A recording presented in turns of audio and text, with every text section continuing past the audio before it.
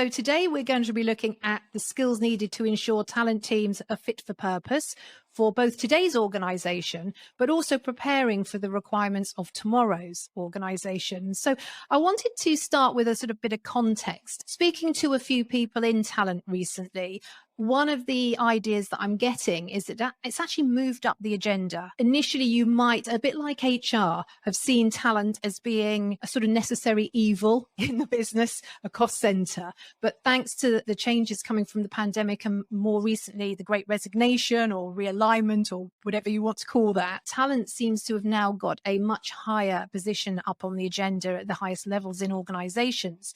And I wondered, from your own experience, what do you think the image of the talent team is at the moment? How do you see it's changed? So Armstrong Craven's been in the space for 30 years now, talking to clients in some of the world's biggest businesses about talent challenges. And so I am in a really strong position to observe those major changes to the talent function. We've seen, first of all, I think a real shift from functional recruitment to a more strategic talent acquisition group. And then we've also seen those groups, as our clients move and change, rising through the ranks as priority increases for talent and talent acquisition starts to really get that seat at the table, something distinct, I think, now from, or maybe alongside where HR sits, which is really exciting. There was a time, I think, when you're absolutely right, that in less people first organizations, particularly those I think that were traditionally employers of choice anyway, they did treat TA as a bit of a necessary evil and not an asset and not a strategic partner. And that is something that has just changed for us beyond recognition in the last couple of years. Now, I think we see that as being driven in part by the global financial crisis in 2008. But then, of course, more recently, there's the pandemic. And you'll know that just sent shockwaves through every part of the world of work. And you mentioned the Great Resignation. All of those events have driven just historic change, way beyond the scope of this discussion, but they've also changed the talent landscape completely. They've changed how and where and why we all work. So where talent acquisition has risen to the challenge, I absolutely think it has earned now new recognition as a strategic partner, greater respect from the business, a bigger functional remit, but also really more responsibility now too. So when I joined the team here 7 or 8 years ago, I've had the responsibility to see a further shift from the one that you mentioned, from these shifts into strategic partnership, which is that talent acquisition is increasingly expected to come to the table with an element of talent intelligence. And that's what my team's focus is. And so TA absolutely have to speak the language of the business. They have to contribute to global strategy. They don't just have to fill a skills gap to fill roles. They have to predict skills gaps that might arise in any skill, any region, any function, any level, all while skills profiles, not only in tech roles, are just accelerating and accelerating. Yeah, and we're going to look a bit more into into talent intelligence as we progress here. But can you give any particular example of how you've seen talent showing its value in the past, say, couple of years or so? Absolutely. So I think a good, easy example of the value of talent teams in this market is just the huge amount of demand we've seen right into the first half of this year.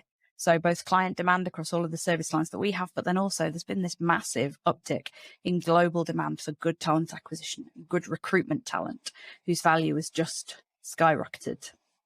And then I think also when we're thinking about how TA shows value, we really shouldn't overlook the fact that there are better, more flexible external partners out there, and they've allowed good talent acquisition professionals to effectively just take a cost item, a line item out. So instead of paying their 33 1/3 to major exec recruitment, they can get research instead of just search. Good TA is buying just sourcing science if they need it, just engagement if that's what they need, just pure market insight, and only buying when they need it. And so doing that, I think as an industry, we've had to start to overcome a kind of cynicism that says, oh, all providers are the same. They're all providing the same level of end-to-end service. And then one more example on the client side, we've been privileged to work with major pharma clients right in the middle of that race to commercialize the COVID vaccine. And so in the insights team, we were gathering data showing just the craziest employment market that we had ever seen live: development talent, then clinical talent, then manufacturing talent in hotspots like the East Coast in the US, where the market for biopharma manufacturing and that mRNA skills group just exploded in the biotechs and CMOs, and that's contract manufacturing orgs. And we'd never really seen that kind of demand as tightly geographically focused as it was. That was in the US and then in APAC and then in the European centres, because of course manufacturing work is on site. And so there's only a handful of major players. The tech was not brand new, but it was still very new.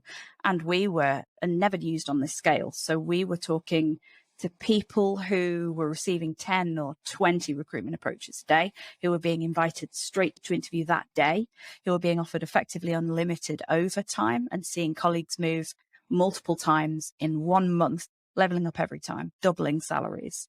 And it was talent acquisition that was called on to make and retain hires in that absolutely unprecedented talent market. And to do that, they needed hard data, and they needed to be able to use all the levers that we have to attract and then retain candidates. Yeah, that's a really good example of the importance of talent, and also agile, the agility of teams that are required today. Before we go into a bit deeper into sort of the skills required in talent teams today, this win that we're talking about, the fact that now it is speaking the language of business, is recognized at board level. Are we at danger with the current financial situation and with potential recessions in many countries around the world coming around the corner by the look of it? Are we in danger that it's going to be one of those functions that immediately sees downsizing, just as it's got to that level where it's really adding strategic value? That's interesting. Now, that isn't currently what we are seeing in the market, although we're headquartered in the UK, although we're global. So we are in a market where there is a lot of caution about cost and about a potential recession, but we are not seeing clients withdraw from major strategic hiring. I like to think that it is not only being called upon to do volume that means that talent acquisition has earned its seat at the table and that it deserves to have that greater focus. There's also the fact that the skills profiles that TA needs to understand to do a great job to fill roles are more complex than they've ever been, and they're evolving faster than they've ever been. And so I think now that businesses have seen the value that TA, armed with good data, armed with some foresight, able to be tactical and strategic as well as just pragmatic and react, I like to think the businesses will have got a taste of how valuable TA can be as another head at that table strategically, and that they will not pull back from investing people, time, resource in building out TA. And then, as I said, there is an element that great TA is saving businesses cost as opposed to being a further cost. They are really, I think, leveraging some HR budget as well.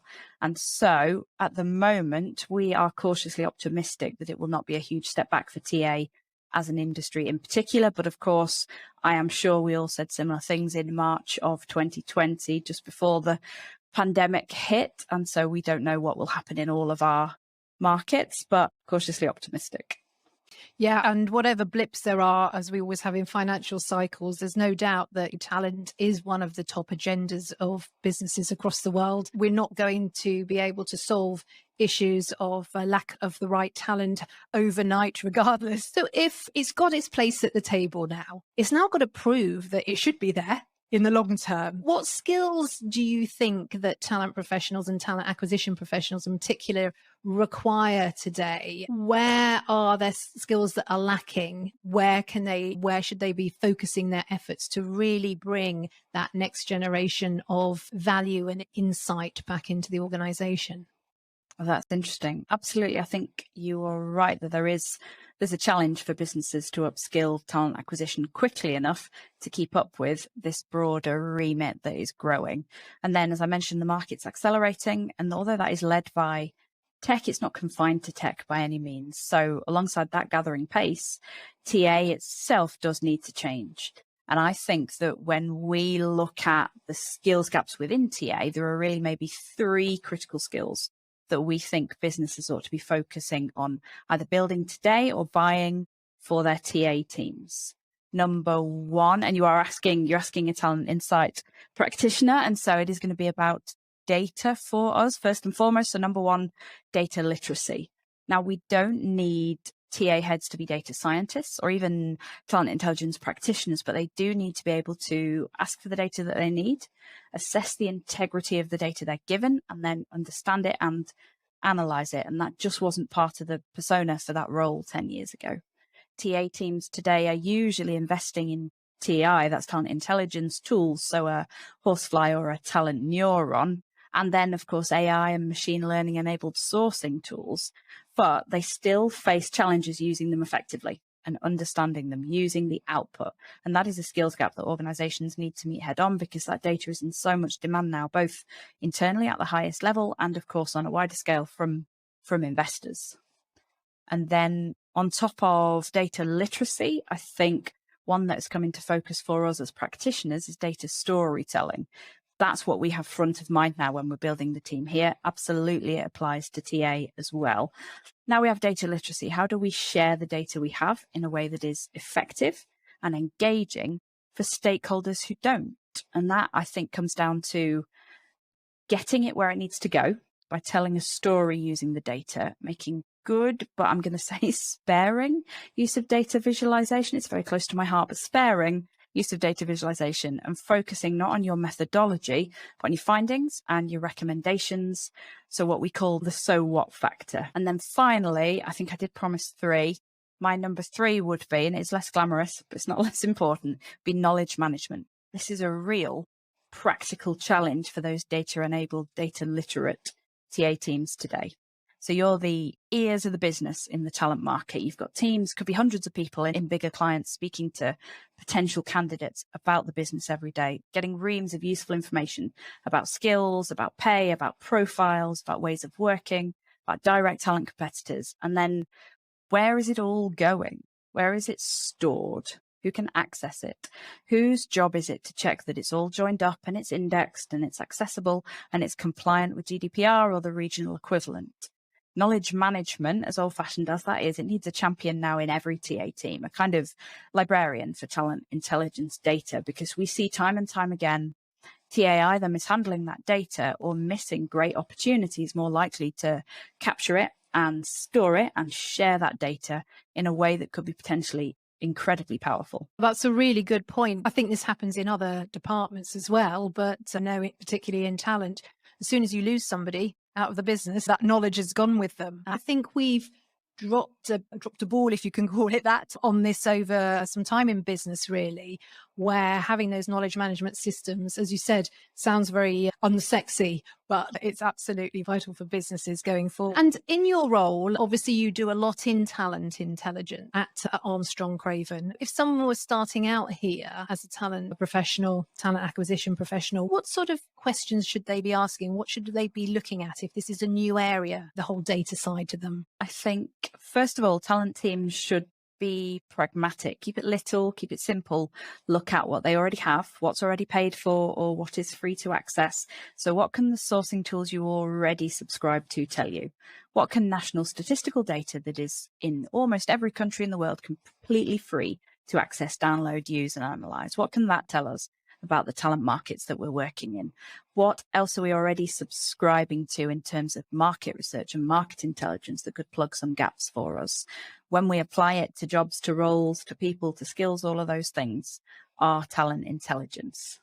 So we really like to think of TI as the other half of internal talent data. So you've got your people analytics, and then you bring in external labour market data from secondary and primary sources, and that gives you a 360 view of talent, not just what have we got, what are we paying, where are we growing, but then also what's out there in the market that we can benchmark against. What are our competitors doing? How do we compare? I think that Armstrong Craven is still the biggest independent global talent research business, and we are increasingly working with global businesses who don't only have fantastic, very well-equipped, cutting-edge TA functions, but also internal talent intelligence functions.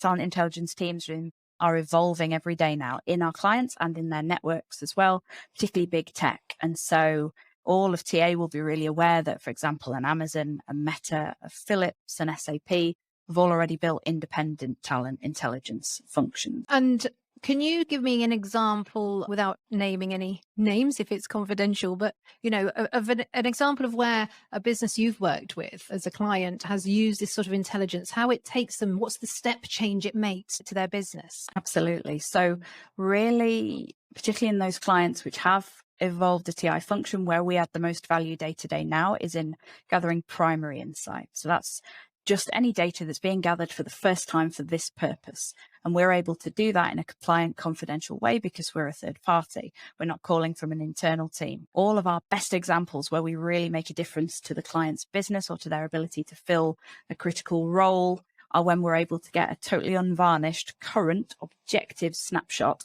of a particular talent market in a way that just isn't accessible to in-house talent teams. And so increasingly clients come to us to say, we've looked at salary, we've looked at the role, we've looked at the skills, we've spoken to some great people. Why can't we fill this one senior role? It's here. We've looked at the market. We know the people are out there.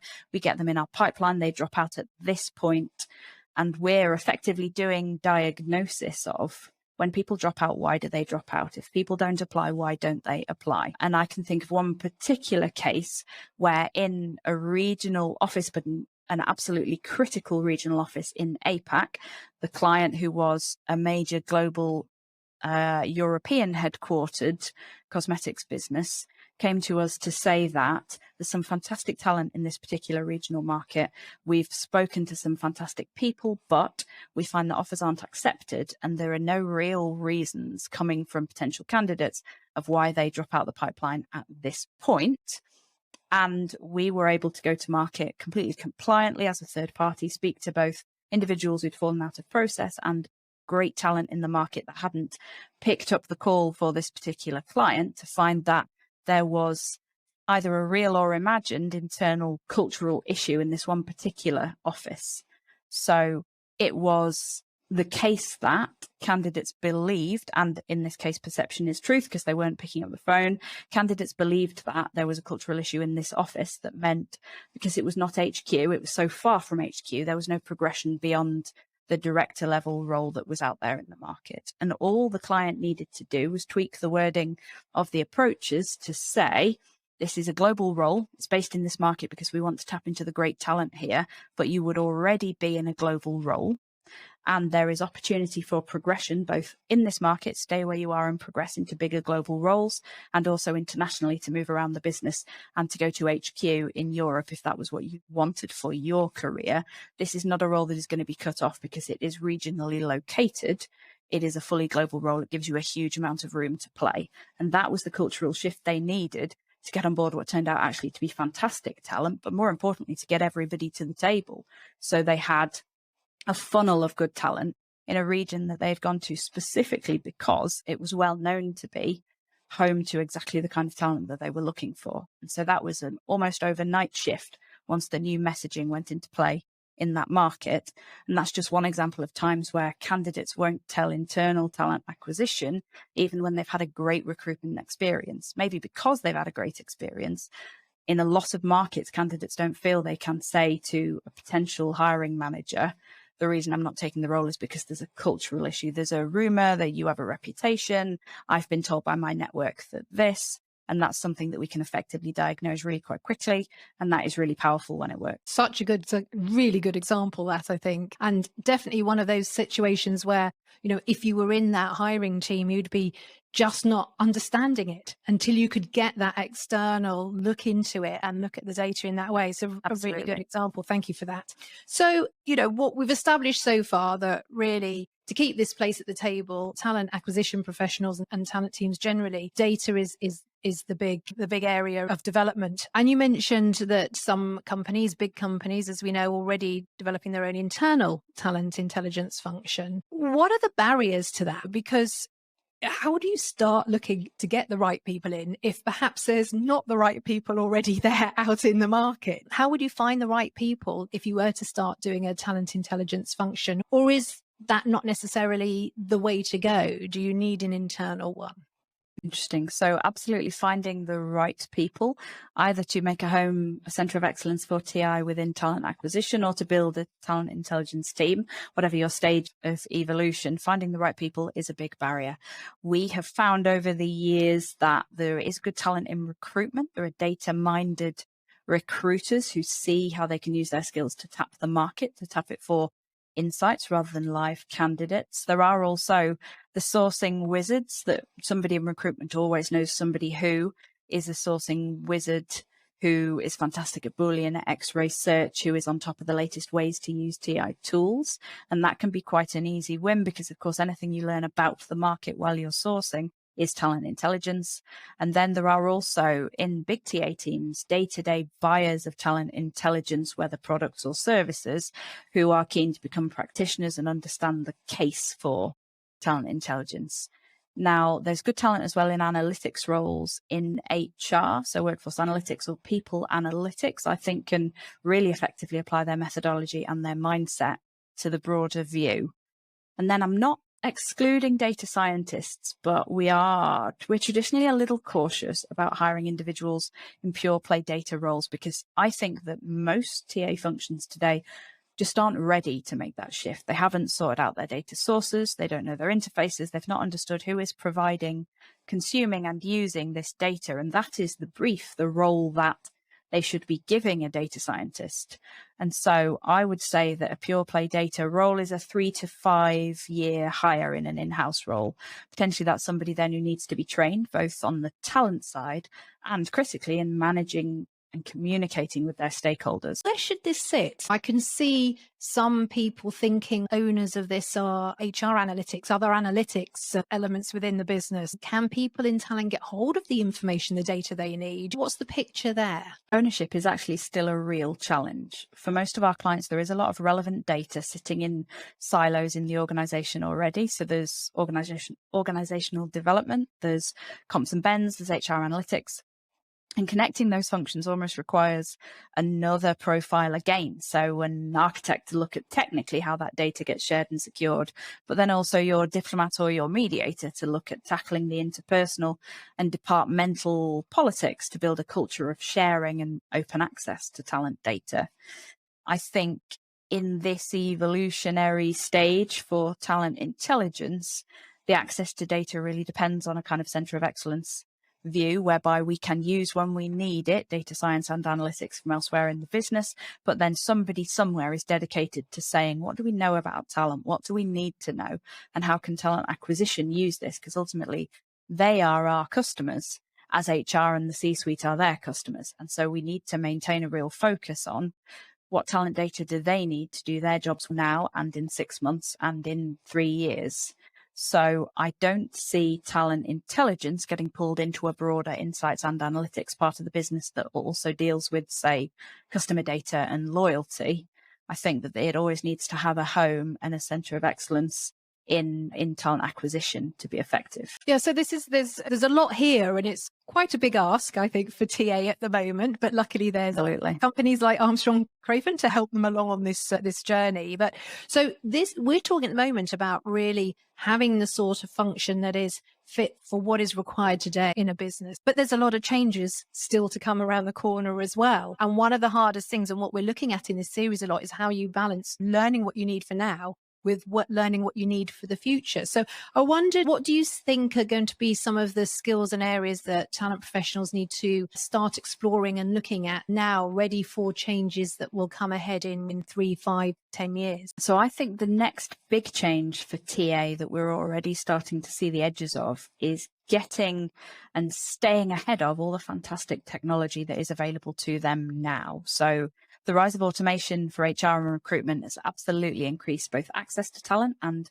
efficiency day to day for teams.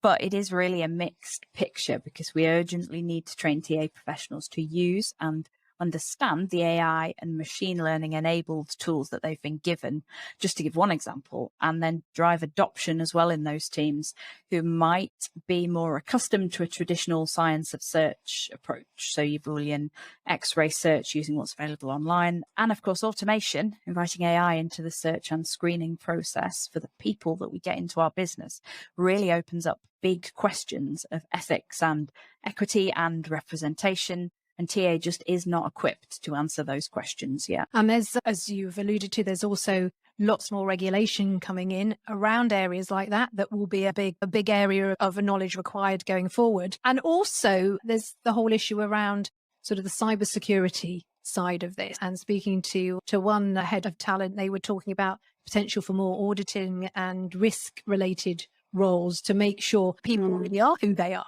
they're not putting deep fakes up there. There's quite a lot of difficult stuff for people to get their heads around, I think, going forward. Do you think that talent acquisition professionals and teams are ready for it? Where do you think they could go for some help on this? Interesting. So yes and no. I think there's a huge amount of appetite to get to grips with the new tech and use it all and get the efficiency out of it. And I think the businesses are pushing hard to get TA to adopt what they can adopt, to buy when they need to, and then speak for the new technology.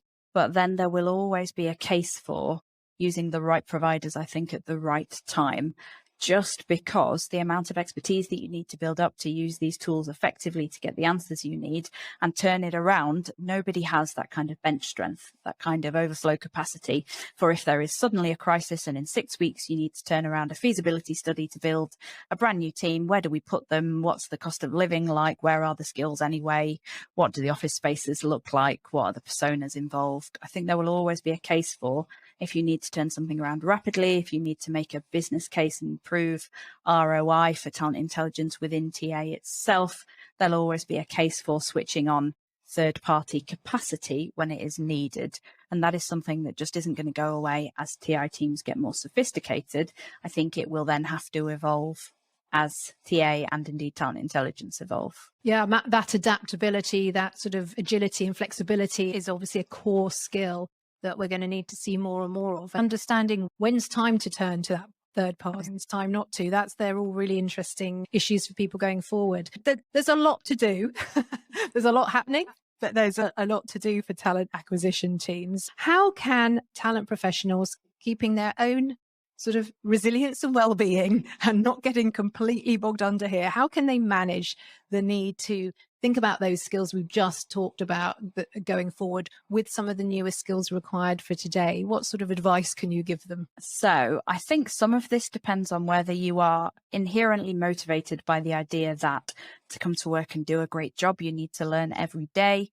And if you are not under too much pressure and your other working conditions are good and you find your work fulfilling, I think there's something to be said for saying, what a great challenge for me today to get to grips with this whole new suite of tools, this whole new set of skills that I need to develop. But I agree that when we lay it all out, as we have done, that getting TA future fit does feel like a huge job. I think what we tell clients sometimes is that it is a journey that we are all on together. And so much of it is so new that I don't think there needs to be any sensitivity about progress, because there simply has not been time for anyone to fall behind. We need to think in terms then of achievable first steps, not so technical we need to hire a new team, not so elaborate that day one we need loads of budget. We always encourage clients to think, what data are we already gathering and where is that stored and what can we do with it today, before thinking what amazing new data is out there that we could have and that we need, and what should we do with that tomorrow. And so I think it comes down to ambitious but achievable first steps, and as with anything new, as with anything we need to learn, starting, as opposed to too much feasibility testing and hiring and spending and buying and looking at the market. Starting, doing something with some data pertaining to talent, starting. I think that is what we ask clients to think when they think building TI in this world where there's a huge amount of information at our fingertips. The most important thing is that no one has fallen behind, and in order not to fall behind, we have to get started with what we have, as opposed to making a huge build of what we could have in 18 months or 5 years. Great. Take action, small steps, learn along the way. There will be some mistakes and failures, but you can learn from those and move forward. So thank you so much for that, Elizabeth. Really interesting conversation. And there's still so much that can be done immediately, certainly in the talent intelligence side. I recommend people speak to Armstrong Craven to find out more about that, because I know you're doing a lot there and there's lots of great resources on your website. Really appreciate your time today, and thank you for sharing your great insights and knowledge. Thank you so much for having us on. Lovely to speak to you.